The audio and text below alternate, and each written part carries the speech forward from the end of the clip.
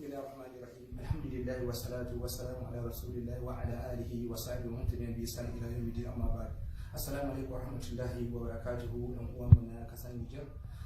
kowa da kowa ina yi muku gaisuwa to yanzu dai a takaice da gaggawa ina so in yi bayani wanda ba zai wuce minti guda ko zuwa minti biyu ba amma na farko alhamdulillah mun gode ma wannan kasan Nijar kasa da cikin kashi da rikici da tare da musulmi muke kuma musulmi ba abin da yake alfahari sai dai bin Qur'ani da hadisi mun da Allah sallallahu alaihi wasallam aka kasar misali jama'a bai jima'a ba aka yi a nan cikin kasar nan kasan mu na Nijar aka yi zabe na shugaban kasa alhamdulillah kuma wanda mai rabo kuma ya samu rabon sa kuma wanda Allah ya kadara bai samu ba kuma sai za mu ce ma sai ya hakura ya zauna amma dai akwai wani abin da yake faruwa yanzu nan mutane ake ta yade a fito a yi zanga-zanga a yi muzahara a bata kusan titi da wani abu wannan wallahi ba akida na musulunci ba ne duk wanda yake alfahari da musulunci shi da komai iri wani ba hanya ba da bai cancanta ba kai kuma abin mamaki wani dattijo wani fiye da shekara 60 wani abu kuke da shekaru gare ku kun goye yayan ku a gida da yaran ku kun tura suna karatu yaran talakawa da wani abu wanda abinci na bakin su ba su san inda za su samu ba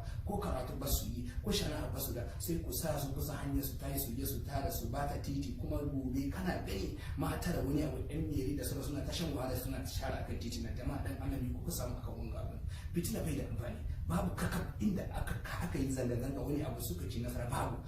nasara ne aka ci in kuka gani aka sai bannan yayi yawa dan saboda haka mu yi tsoron Allah subhanahu wataala dan talaka ka san masalinka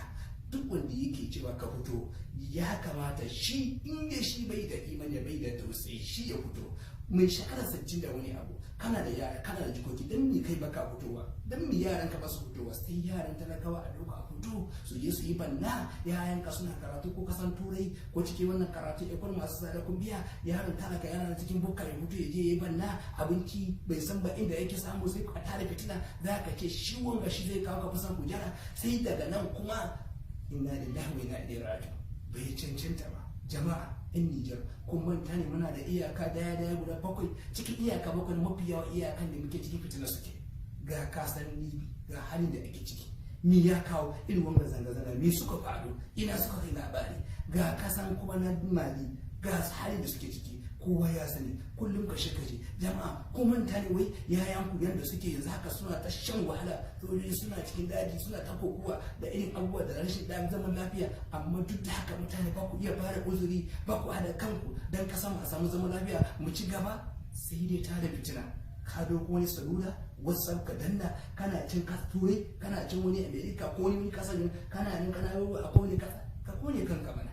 duk mai neman fitina mai neman sharri ya Allah in kana shirye shi ka shirye in ba zai shiru ba fitina da shirye sai a fusa kansa amma abin da zan ja kunnen masu hankali masu basira masu ji ka daga hannunka Allah subhanahu wataala in dai Allah ya kadar duk wanda ya kawo maka kai mishi addu'a Allah ka bashi adalci wannan mutum yayi Allah ya sa mulki ya daga ko wani ne ku yi mishi addu'a wannan da kuma suke so su fitina Allah ka kaudar da wannan mutanen nan sharrin da suke neman Allah ka sai a bazan kansu sharrin su kunga shine abin da ya cece na mai kan mu zama kamar raguna a samu igiya ana jan mu ana wasa da hankali mu kalla mu yi hankali wannan bai kamata ba abin da muka fada daidai Allah ya bamu dadarsa abin da muka yi kuskure Allah ya yabe mana wassalamu alaikum wa rahmatullahi wa barakatuh